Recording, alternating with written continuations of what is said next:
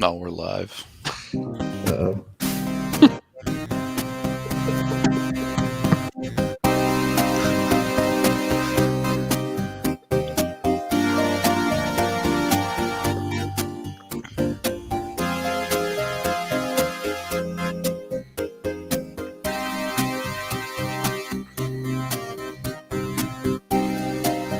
Welcome in to the DNVR Avalanche podcast Free Skate Friday. Going to be having a little bit of fun today, taking a look at some of the best shootout players in Avalanche history. Going to be doing a 5-round draft with the three of us, AJ, Evan, Rudo, and of course the amazing guy Cassavan behind the scenes taking care of all the hard stuff for us. Look, I know who's going first overall, and after that, you could get some pretty interesting picks, I think. Do we know who's going first? I know who I'd take first, and it's not close. I'll put it that way. Okay. I don't know who's drafting first. We'll have to figure that out from guys' end. But we're doing an AHL version of a shootout. That means 5 rounds, so we each have to select 5 players. We are taking players based on what they were with the Colorado Avalanche. So I don't want you taking Pavel Bure based on what he was before the shootout was even a dream in Gary Bettman's eye, okay? Although Okay. I don't know if Bure would be that effective in the shootout. Well, like I mean, 90% of his goals were breakaways. Yeah, but he also based his game off of speed, which in the shootout, Bure wasn't an Av, so we're set. We don't have to worry about it. True, but you got what I was saying. If you don't take him first overall, I think you're wrong, basically. But in any case, I don't know if Forsberg got into any shootouts, but that doesn't mean you can't take him. Right. That's kind of the thing, is that there are some guys that we know who are great in the shootout, but you also have you have some Hall of Fame guys sitting in front of him where it's like, how do you feel about these cats? In any case, I guess we're ready to jump in here. I don't know what the draft order is. Oh, Looks like AJ goes first, I guess. Really? So, I'm assuming we're going left to right. I think that's your face, yeah. Yeah, that's how I set it up. Okay. All right. So round one, I have to go first? Yeah, do it. Don't take Volsky. You won't. I won't. I'm taking Peter Forsberg. Man, I can't do wow. that. As much as I love Fappa. Sorry. Just Wojciech Wolski was great, but come see me when he gets on a stamp. Evan's just going to win this draft by default now by taking Wolski second. Who said I was taking Wolski? All right, I'll win it. I'll win it third if you don't want him. Damn. No, I want to see. I want to hear AJ's reasoning. He's Peter Forsberg. Yeah, Okay, all right. I don't think that pick needs that much reasoning. I just wanted to hear it. That was it, man. He's Peter All Forsberg. right. All right. Well, with my pick, I'm taking Joe Sakic because he's just Joe Sakic. All right, thanks, boys. I appreciate this. I'm just gonna win this draft by default. Not that. Look, Sakic, Forsberg, Hall of Famers, deserving of their positions, but Wolski was automatic in the shootout. I'm taking Wojtek Wolski. I hope you can spell that guy. Good luck. The dude couldn't miss. The dude had a shootout move that was legitimately unstoppable by NHL goaltenders. So, I don't know what to tell you. This was the easiest draft of my life, and I'm drafting third. Get out of here with your Hall of Famers. I'll have none of it. It's a snake draft, right? So I have to go again. Mhm. Is it a snake draft guy? Decider of the order? Yeah, it's a snake. All right. That's how we've been doing all of our fantasies for all the channels and stuff. So, Well, Sakic was like 40 when the shootout came out.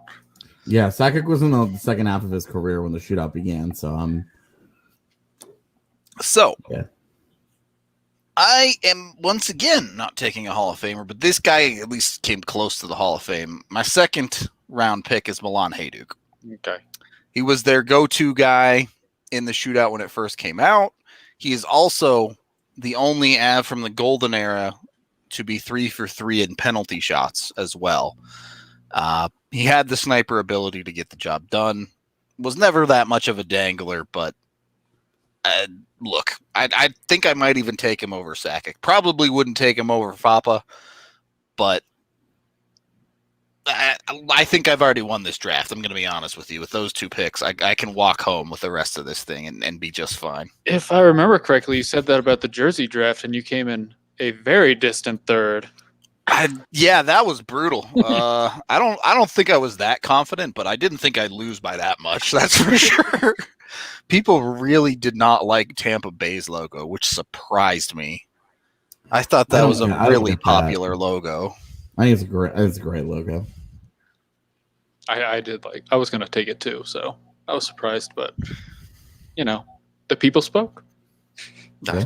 I guess. I think I like Guy it was just officially won that, but Yeah, I like that we're just watching this graphic get made, and we're just like sitting here in the program. the best way. All right. This is, I think, where it starts to get a little bit tougher.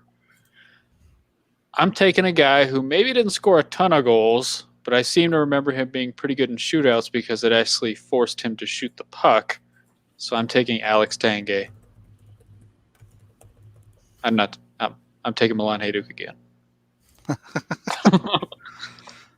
For the record, in shootouts, Tanguay was 5 for 15. Just saying. So, not bad. I mean, it's fine. It's fine. Yeah. He had moves. He had a lot of moves. He just, he did not like shooting the puck. And this was the one spot where he had to shoot it. And he's a pretty good shooter, it turns out. Yeah. That he is. Boy, not a single player on the current team taken yet. I was close. That's ending now. Okay, all right. All right, well, what So, can you do? Yeah, McKinnon's gonna be my guy. Easy peasy. Yeah, I definitely have no argument against Nathan McKinnon at this point. Turns out that guy's pretty good at all the things that you do in hockey. So, yeah, he's 11 for 27 in his career, which is pretty good. Yeah, 40%. So, yeah, I don't know. This has gone by really quickly. We don't have a lot of justification to give for a lot of these. Yeah, picks. the next 3 rounds are going to be a lot more of like, well, technically, if you look at this, these 6, it seems like if you're not taking these, you're making mistakes for the most part. So, yeah, I don't know. Through 2 rounds, I think we would have a very competitive shootout with these 6 guys. And for the record, we all get Patrick Waugh in goal. Right. I think anything else. Oh, I don't know. Actually, obviously we can't tell. We'd have to look up like Patrick Waugh's penalty shot percentage, which there won't even be enough to do stuff with. But I wonder if Varley would be competitive in like a shootout. He was really good. Yeah. In the shootouts for a while. Yeah, I'm also going in blind where I can't find these shootout percentages that you're pulling up, so I'm going off memory. And, I'm trying to do the best I can here. I don't know how to internet. We can't show highlights because we'll definitely get DMCA'd to the max by YouTube. Yeah, it's a great way to get us shut down, dude. Just ask the Rockies, whose every show gets pulled down because they show highlights. I was trying to watch their home run hitter draft the other day, and I could only do so on Periscope. And It sucked because every time I tried to switch over to YouTube, it was pulled down. The second I pulled it up on YouTube, it was like suspended. Yep. Okay. Yeah. We do need to take our first period break here before we jump into more of this draft. This podcast is sponsored by Breckenridge Brewery, the official beer of DNVR, which you can get at your local liquor store. Just go on to the DNVR, well, not the DNVR, go to BreckenridgeBrewery.com and use their Breck Beer locator to find beer near you. You can search different types, that Breck Palisade Peach Wheat, as well as some of their classics as well. They have it all over the country, so give it a look. And we also have Strava Craft Coffee, the CBD infused coffee that has really changed lives, been known to help aches and pains, migraines, IBS, you name it, all over the place. You can use that DNVR20 code to get 20% off Strava from StravaCraftCoffee.com and sign up for their subscription service to make life easy for you if you want to purchase multiple weeks worth of it. All right, second period of the DNVR Avalanche podcast, Free Skate Friday. Excuse me, my Mountain Dew's coming back on me. Presented by DraftKings Sportsbook. Cygnus, you're giving away all my secrets, all right? Take that off. AJ's going to pick him now. We're with AJ here as we move into the third round, and the chat is... I don't see too much action. Yeah, I've seen a handful of names.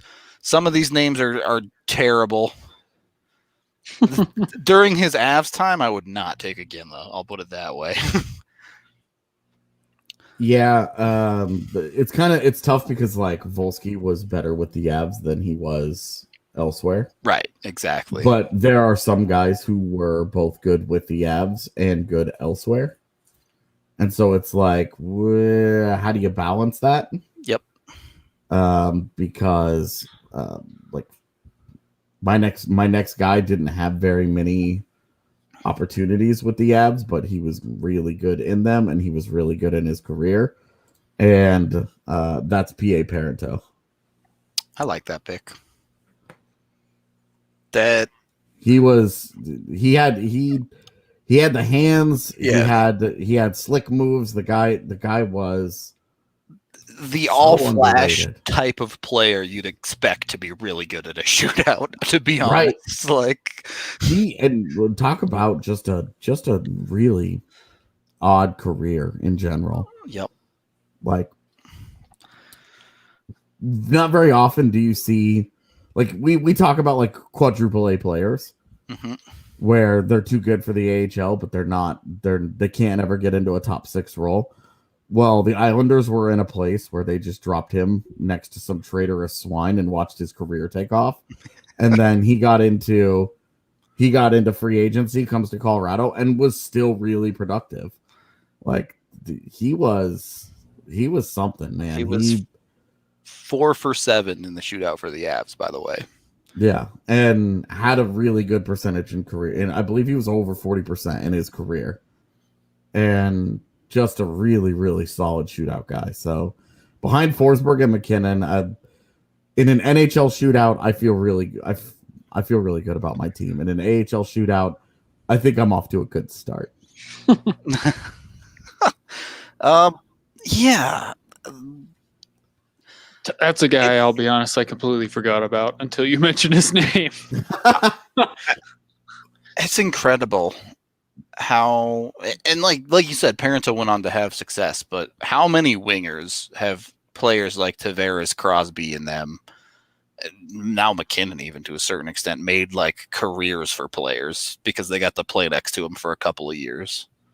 It's crazy to think about how some of these guys can turn literally almost anyone on their wing into a 50-point hockey player.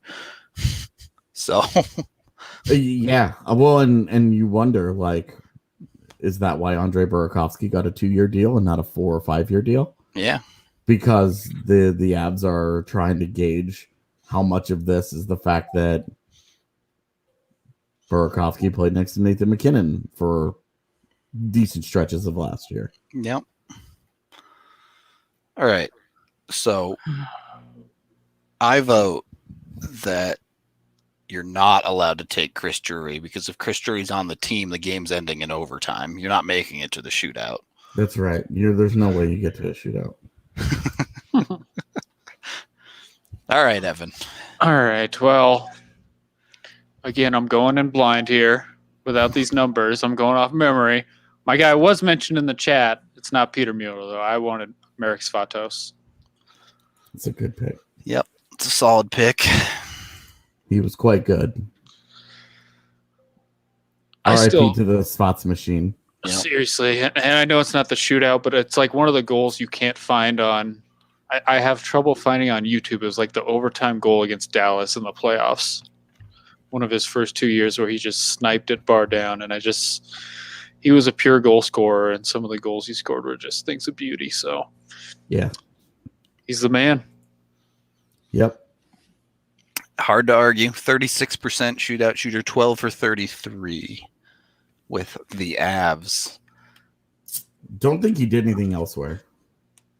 Don't believe so. Yeah. I'm trying to remember where else he played. I feel like he went to Ottawa for a little bit. I mean, Yeah, it just did not. if you're putting him on your team, you're taking him before his knees exploded. Like, Shoulders and everything. Yeah, I was gonna say pre-shoulder stuff, definitely.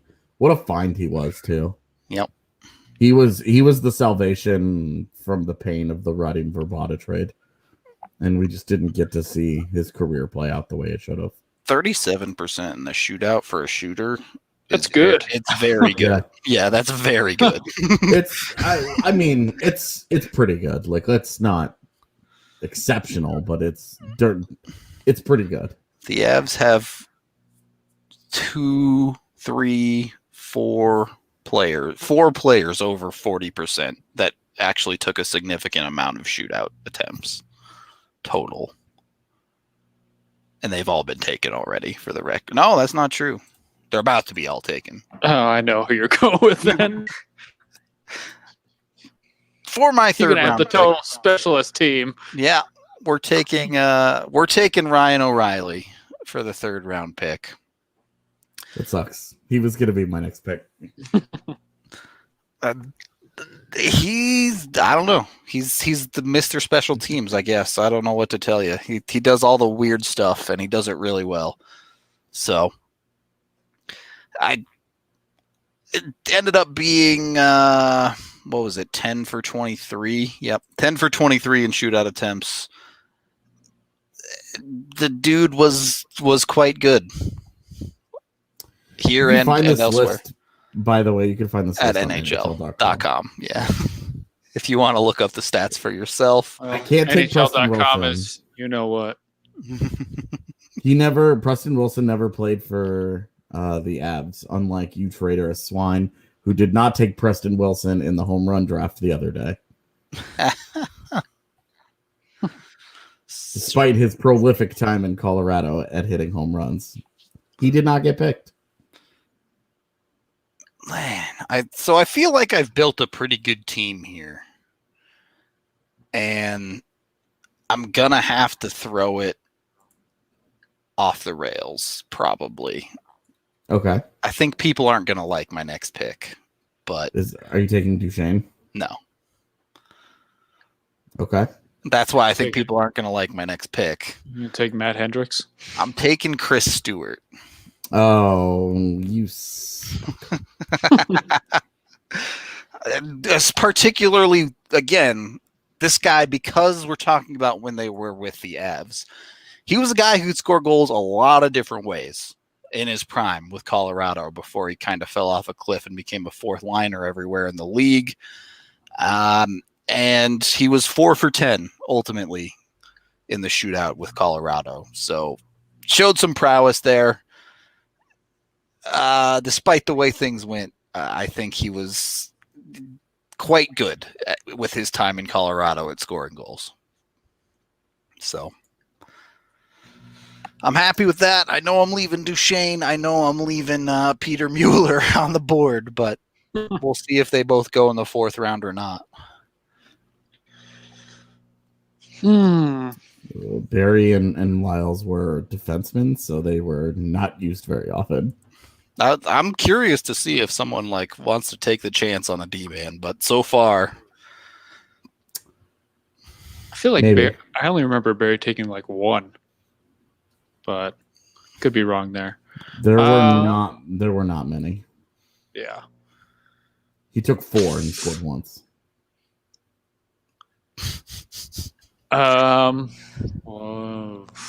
See, I'm torn between two guys. I because I have a very using AJ's words, pretty good team based on their percentage numbers right now. I got to go with the guy who's got the high percentage, and that's Peter Mueller. Okay. Me and my college roommates just call him Peter Mueller. Yeah, 3 for 4. I need to pump up my numbers a little bit, so I'm going to go with him. a solid 41.9% in his career as well. So, well, that means he wasn't very great with other teams, but I'm talking Avs here. He had good numbers with the Avs. I loved Peter Mueller too for that 1 month that he was a capable hockey player in Colorado. Mm-hmm. I thought he was going to be like a stud for this team. And then it just all fell apart. But Well, you remember Rob Blake gave him a concussion. yeah. On that, he hit him from behind, smashed his face into the boards, and he was just never the same after that. Yep. Is he still playing? I know he went over to Europe. I'm pretty sure he's been fully done, but we can check actually. Yeah. And I suppose like if there's one thing you can do in hockey with a scrambled brain, it's the shootout, right? He's still playing. He's playing in the Czech League. Really? Wow. Yeah. Point per game. He's been in the Czech League last couple of years, doing quite well for himself. Probably played against Martin Kaut this year. Crazy. Yeah, you can take Timo Solani, but we had the stipulation of if you're going to take a guy like that, it had to be you're taking him during his Avs tenure, Which so is like not so hot. So like you have guys like Theo Fleury, Yari Curry who were here, and it was just like we have no idea if those guys were any good at the shootout. Yari Curry scored all of his goals during the 80s when there weren't goaltenders. Take that chance. I can tell you, since I have my last 2 picks here, because this has gone exceedingly quickly. Dude, we know that, it's all right. We'll talk about the worst shootout players in Avs history. when we're done. I just looked up some of the numbers and they're pretty hilarious. Yeah.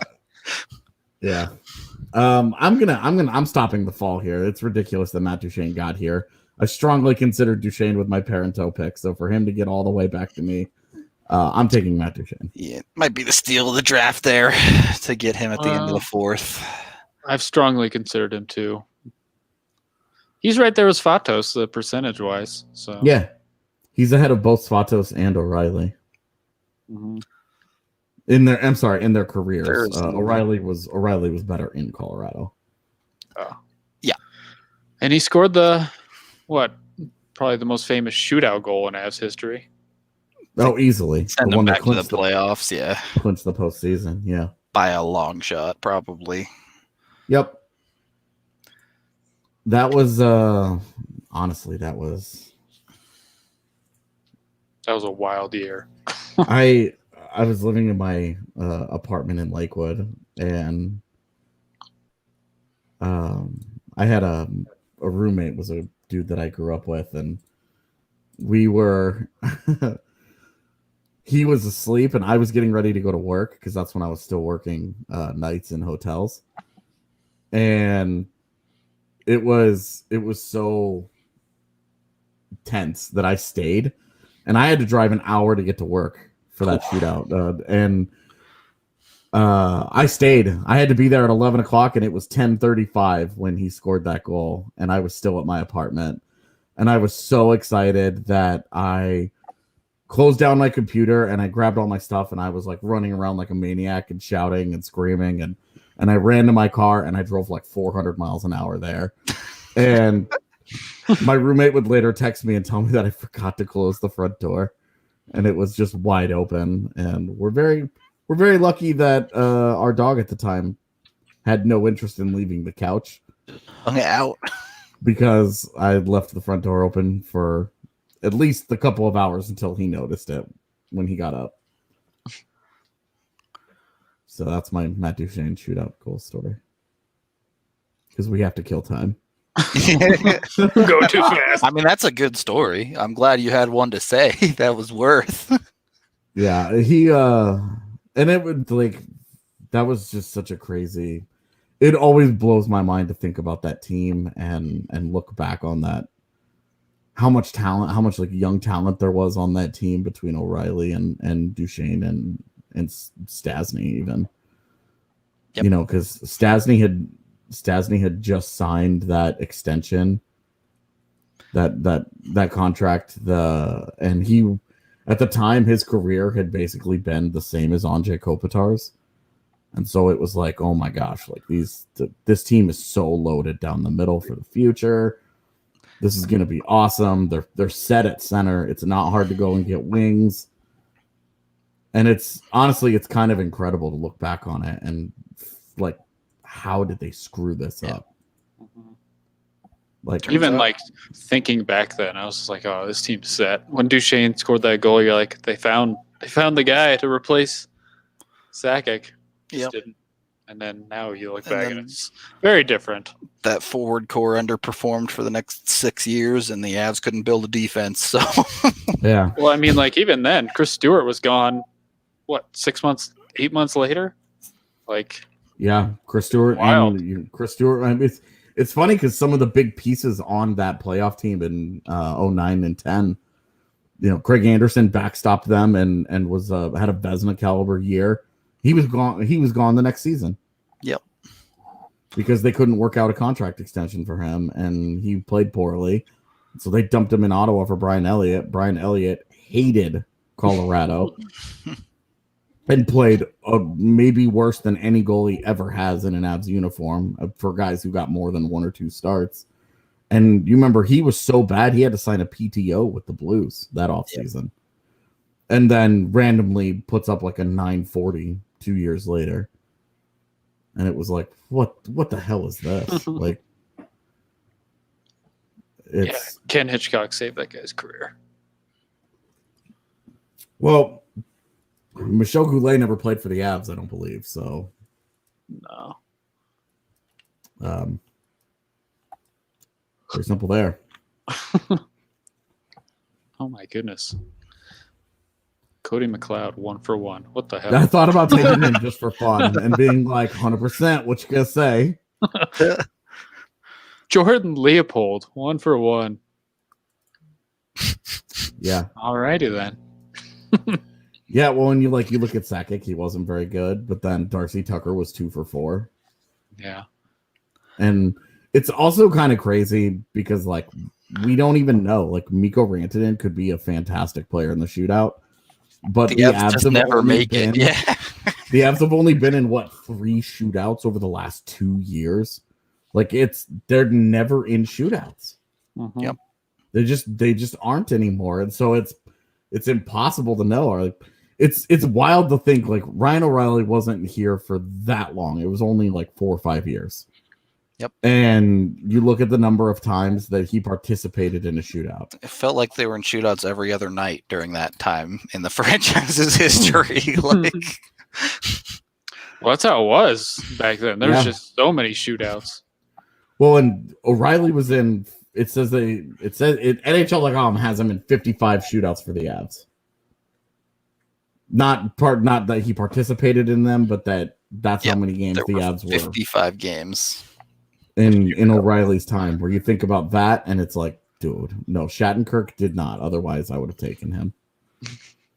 I mean, you can take him without having him take in a shootout. Yeah, but then I feel like I have to take Daniel Briere, and that feels a little chintzy. It just feels kind of cheap because it's like, ugh. Yeah, Shattenkirk didn't take one, but Zach Redmond did.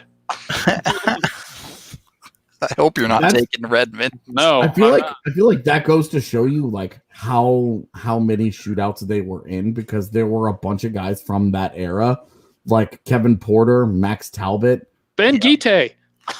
like those guys. Max Talbot had one of the worst shootout attempts that actually resulted in a goal ever. Yeah, he was 1 for 1 with the Avs. And his shootout attempt he was like the 10th person to go in this shootout. And he was about 1 millimeter away from getting the whistle blown because for no reason, he just launches the puck down the ice. And it comes about 0.2 seconds away from losing momentum and stopping. And he has to like haul ass to catch up to this puck to keep it moving because he shot it all the way into the offensive zone ahead of himself. Like, it made no sense. And then he like walks in and beats the goalie. And it's like, what the hell did I just watch? He was a showman. I guess. Yeah, do we hate the shootout still? I know Rudolph. I like it. Do. Okay. I like it now because we never see it. So it's different. Whereas now I hate 3-on-3 now because it's just boring. I still really like 3-on-3. I think it's one of the best changes that they've made to the game because the shootout, you remember the teams had figured out how to completely lock down 4-on-4 was literally worthless. Like, and then because I remember when they used the AHL as their guinea pig that year. Yeah. The last year before 3-on-3, they used the AHL as the guinea pig for 3-on-3. And it was like, I think 73% of games or something. It was like the low 70%. Yep. Of AHL games that went into 3-on-3 ended. Yep. And so they were like, all right, well, I guess we're trying this in the NHL now because we've got to cut down on these shootout numbers.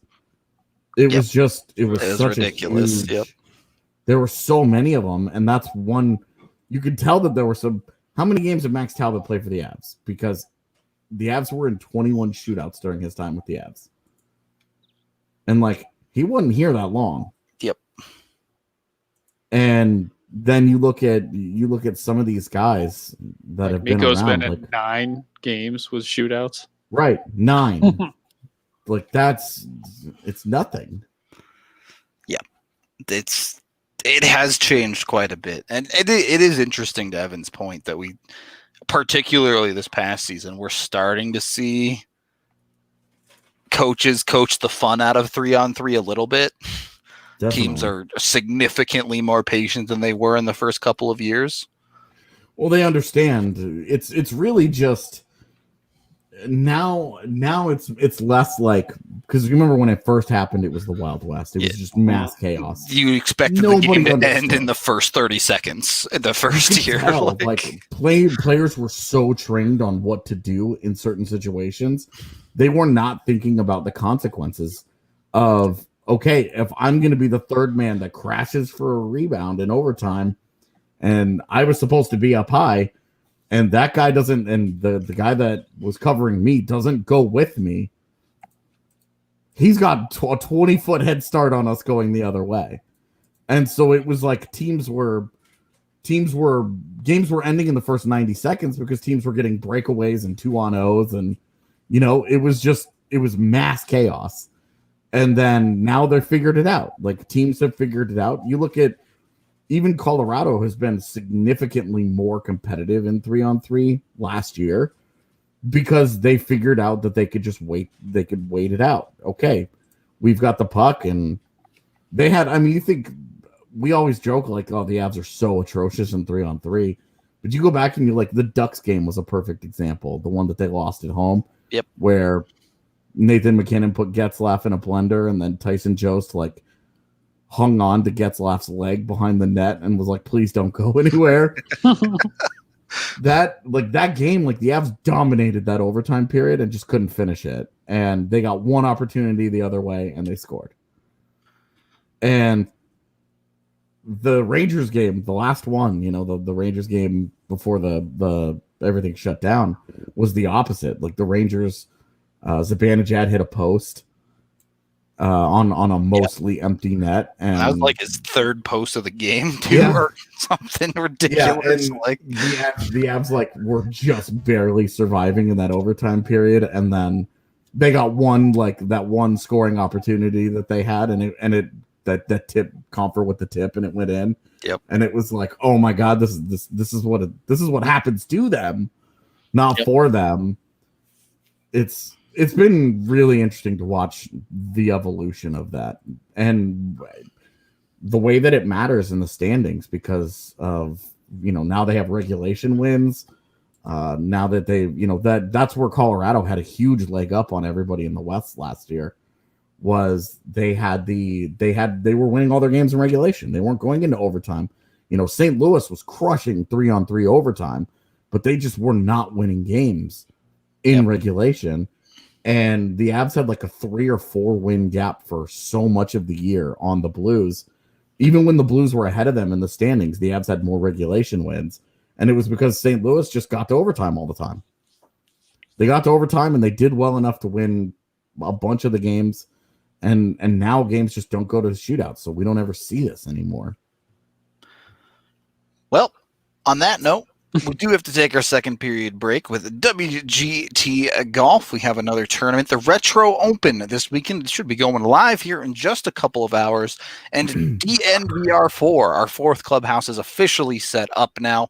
So download WGT Golf today from the DNVR.com and search for DNVR 4 to join our 4th clubhouse, to join in and participate in all the fun.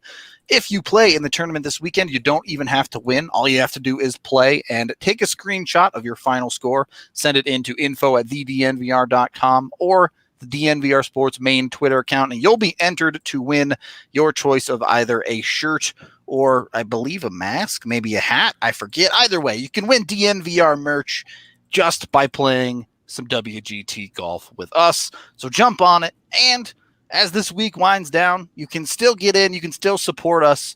Try and help us beat those Nuggets, guys. If you're looking at getting a DNVR subscription, now is the time to do it, and use code AVS when you check out to help support our podcast. It helps us a ton, and really, we just want to win one of these competitions for once, because we haven't come close since I've joined the team. Not that we haven't done well. We did pretty well in the one we did last year, but the Nuggets have been just on fire. So use that AVS code, please.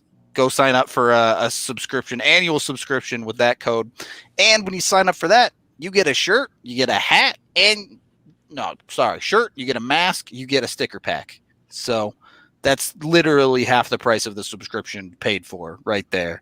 And the rest are awesome content we'll cover. So yeah, if you want to support us, please do. Third period of the DNVR Avalanche podcast, presented by DraftKings Sportsbook, with AJ, Rudo, Evan, guy behind the scenes. We're in the 5th round, AJ. Enough procrastinating. Jonas Donskoy.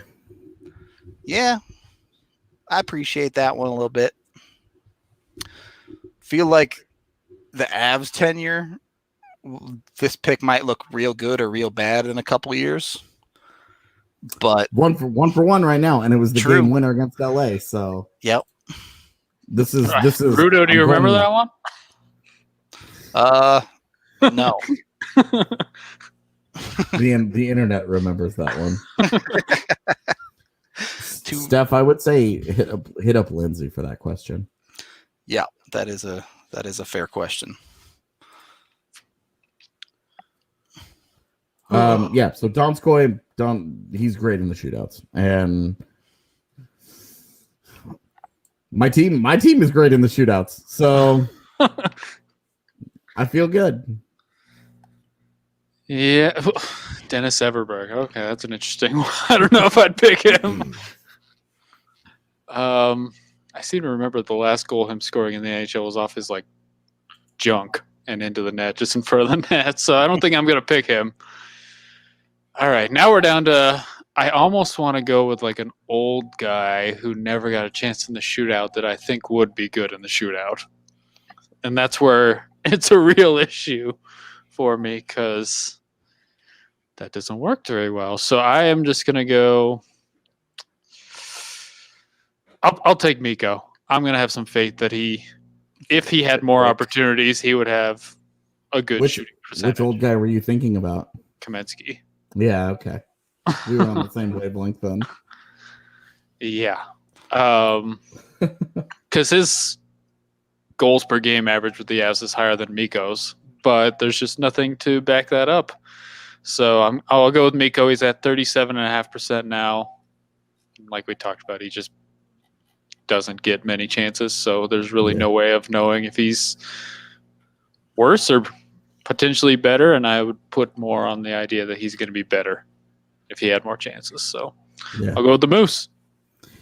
Banking on upside there. Yeah, this is a 5th round. I'm going high ceiling here. This is your like you're in the last round of the shootout, and you know it's 3-2 or whatever, and this guy has to score to win. Yeah. You're gonna Miko's a good guy to put in that position. Mm-hmm. Yep. Feeling okay about my team. Not feeling I feel like AJ's team's definitely a little bit better. I don't know. I really like the top of AJ's team. No. I was like, wait, did Rudo make a pick? I just didn't see it. I just don't see it. Kale's a great player. One-on-one with the goalie is not where he makes his bread. Rudo's taking the yipper. No, a little bit more recent than that, but a marginally better career trajectory, but not that much better, I suppose. No, I'm officially dubbing my team Team Guts and taking Sven Andrighetto. What? He's 0 for 1 with the Avs. He is 0 for 1 with the Avs, but you look at his play style, you consider he was playing the best hockey of his life. Oh, there's an H in there. With the Avalanche. His career, he was 2 for 5. I think he has all the skills. Smaller guy, can handle in a phone booth a little bit, has a decent shot. Just never really got the opportunity in the shootout to prove his game. So, I think he's a good pick.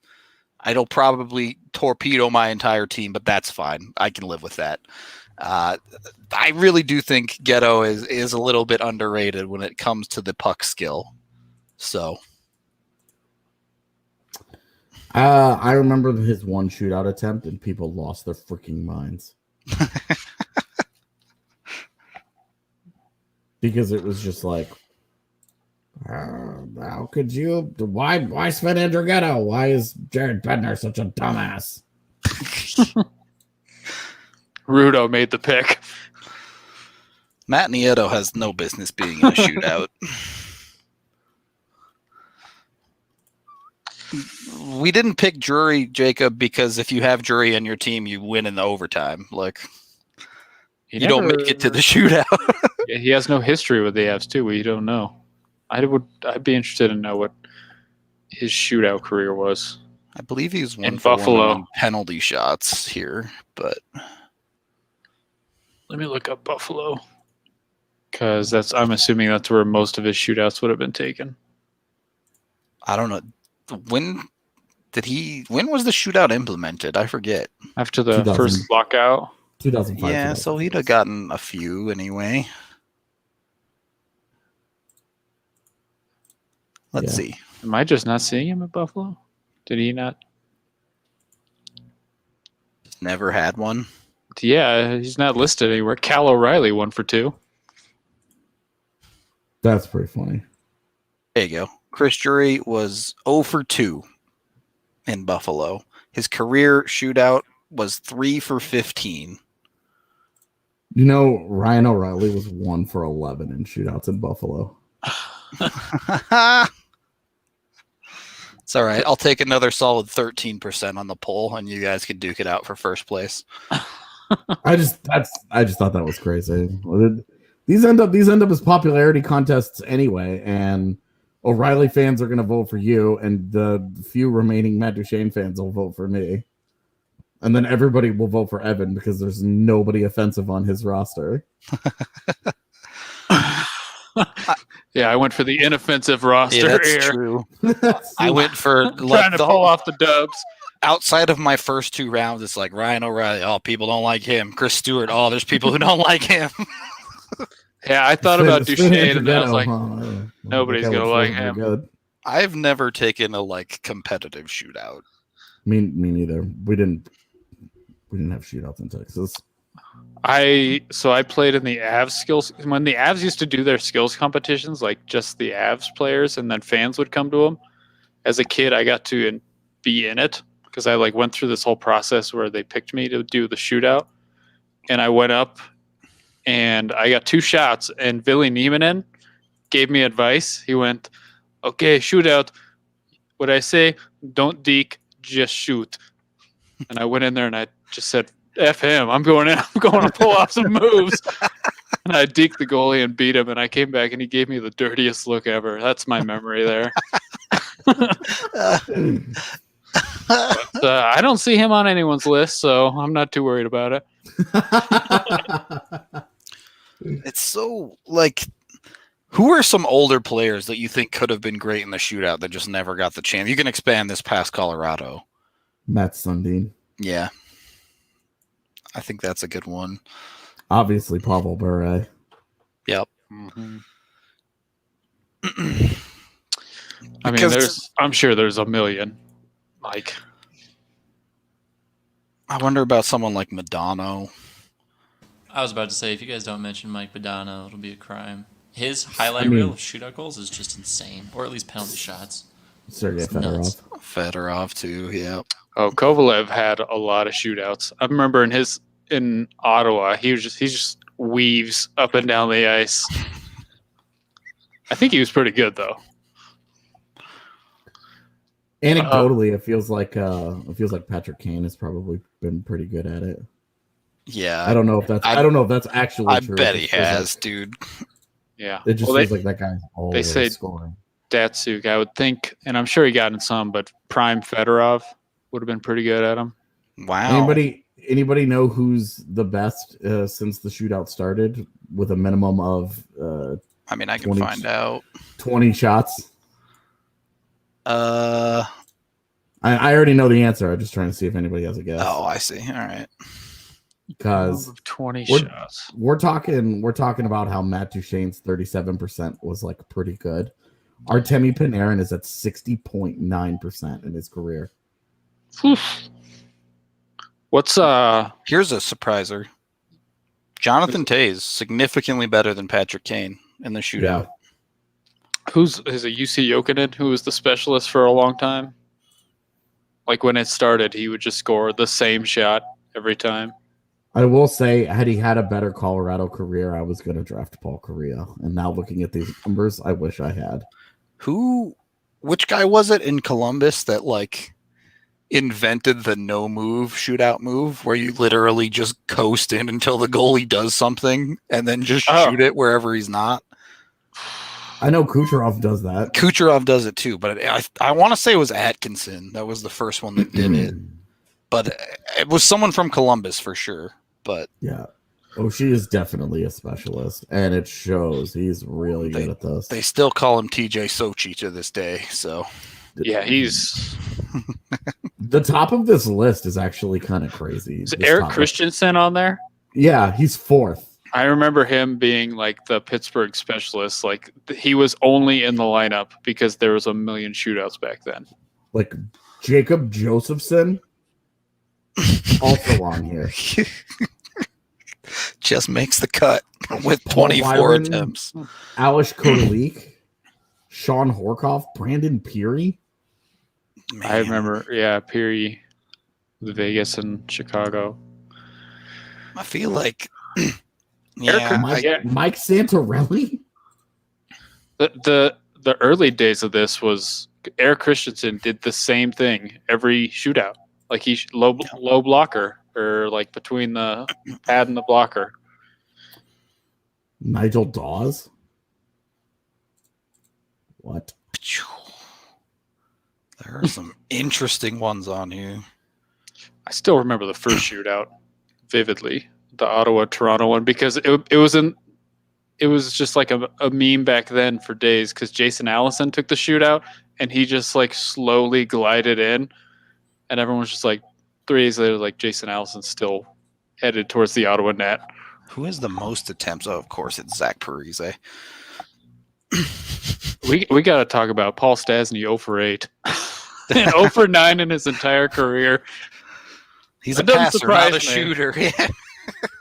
And David Jones, 0 for 7. I feel like in my head, I can see all of his attempts where he just comes flying down the wing, just rips a shot high glove, and it misses the net by 3 feet. Ovechkin is shockingly not great at this. Yeah, they like don't even use him anymore.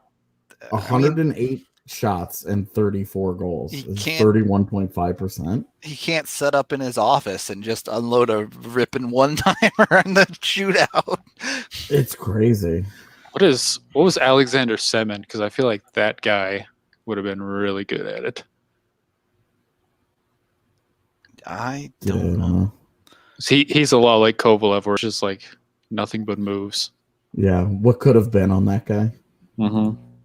Verbata. Yeah, Verbata was really good. Let's not forget the worst. It was a penalty shot, I think, actually. But Brad Marchand's worst attempt in the history of hockey. See, I don't think so. I think the one that was worse was, I don't remember who it was, but the dude that rolled in, missed the puck, lost his footing, and fell on his ass and slid into the boards. Dennis Weidman? That was it. Yes, Dennis Weidman. St. Louis, where he just steps on the puck, it looks like. That was significantly worse than, oops, I barely touched the puck and it technically moved. That was the one that killed me. The Weidman one is definitely funnier, but like he managed to get the puck off of the face-off dot. So yeah, I mean, it's like, whoops. Like, okay, well, on a technicality, they lost. It's funny because it's Brad Marchand and he's like easy to hate. I think it'd be pretty funny no matter who it is, unless it's your team. Alexander Semin, by the way, 15 goals on 50 shots. That's pretty bad. Oh, wow. 30% not great. Man, Phil Kessel wasn't great. There are some surprising ones who just... Yeah, Verbata was very good. I remember Landy scoring one where he basically just fell into the goalie after it happened. I think it was against Dallas. Yeah, it was. He scored and just like ate it all over the goalie, and then that was it. I think that was the winner. He full committed and is like, as long as the puck enters the net before I do, it's fine. I tweeted out that, I think it was on Monday, I tweeted out the gif of him running into the Minnesota goalie during a shootout, where he just ran into him and then fell over top of him and laid on him. He got stopped on that one, though. It was 4 for 30. Thomas Plekanec. Yeah, who are the baddies at this? I'm trying to look up like who are the worst ones with the most attempts. It does not surprise me Evander Kane sucks at it. Yeah, he's way too power forwardy, I think. Yeah. I'm blown away that Danny Heatley was bad. They didn't get many in 07, I guess. Nazem Kadri. Yeah, 20% only. Daniel Sedin was only 16%. Wow. Jaromir Jagr, 21.9. Dude. That's pretty low for him, yeah. Yeah, Martin St. Louis, 23.1. There are some names on here that were not good at this. The Sedins were like, can my brother come out and do this with me? Quick, just switch jerseys. Aginla was not good at it. The Trader of Swine is not good at it. Taylor Hall's not good at it. Johnny Gaudreau. Like, there are some names on here. Yep. Marian Gaborik being bad actually really surprises me. Ooh, Martin Havlat being bad surprises me too, because he was really good in Ottawa with the shootouts or just breakaways. Yeah, it's so different, I guess, in a shootout. But he was hurt so much at the end that I always forget his career happened. He was my favorite player back in the day. He was so fun to watch before getting hurt like every single year. Michael Ryder having 38 attempts is more surprising than him not being good at it. Pasternak's terrible too. That one is another one where it's like, huh. Okay. Yeah, there's some names on here that have taken a lot of shootout attempts. Like Marcel Gock took 20 attempts. Cody Hodgson. Dude, Henrik Zetterberg at 24.6% on 65 attempts. He only scored 16 times. That's a lot of him not scoring in shootouts. Yeah. The worst. Clark MacArthur has taken 14 attempts and failed to score a single time. That is the most.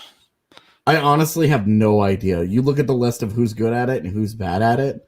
I have no freaking clue who would be good at shootouts, like trying to figure it out. If we were to go through the Avs prospect list, I have no freaking idea. I mean, Dario brought up the only evidence we have is Newhook dunking on kids in the prospect event. It's like, okay, Newhook you would think would be good at it. You would think Bocage should probably be pretty good at it. I think Ranta would probably be good at it, but who knows? Yep. P.S. that the Rambo Santa goal from yesterday. Just torches a kid. He was a freshman too. I looked him up and was like, this poor kid. This is like the most brutal welcome to college hockey. The dude just smokes him, walks around him, and that guy's like, oh. You don't see speed like that in the USHL. I mean, Sampo was in the USHL, but yep. All right. I guess we're Smith wrapping up took for the 32 attempts. He is not a guy I would ever think to put on shootouts. Ugh. Who? Ryan Smith. Yeah. All of his goals were within 2 feet of the net. Oh, Dario's favorite player was 0 for 9 in the shootout.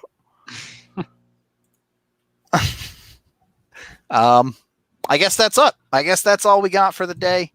Thank you, everybody, for watching, listening, however you consume the pod. Hope you enjoyed a fun Free Skate Friday from us. We got more stuff coming next week as well. If you haven't submitted your email to DM me or AJ to join our fantasy draft of a starting lineup next week or next weekend.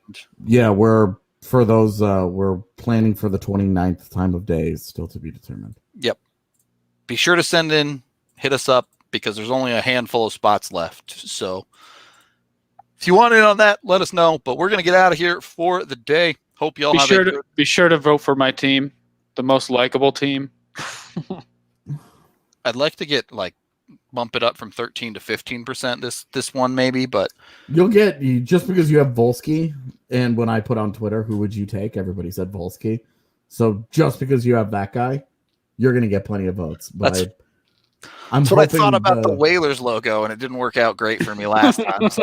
That's fair.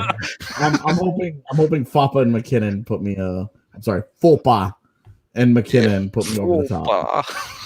Well, did anyone find that show yet? How can we watch that show? I forgot to look, but that needs to be our next DNVR watches. Yep, for sure.